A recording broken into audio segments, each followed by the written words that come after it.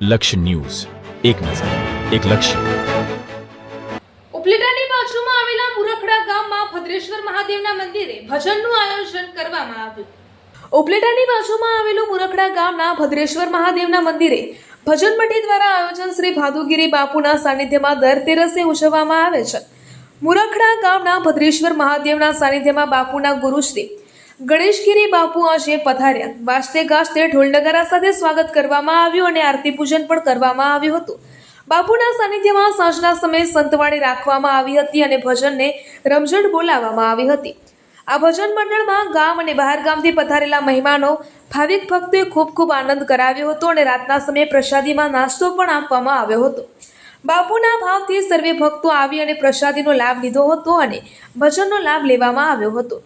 ભજન મંડળી મુરખડા ગામ શ્રી પૂજ્ય બાપુ અને બાના આશીર્વાદથી તમારી સર્વે મનોકામના પૂર્ણ થાય અને ભજનનો આનંદ માણવામાં આવે છે.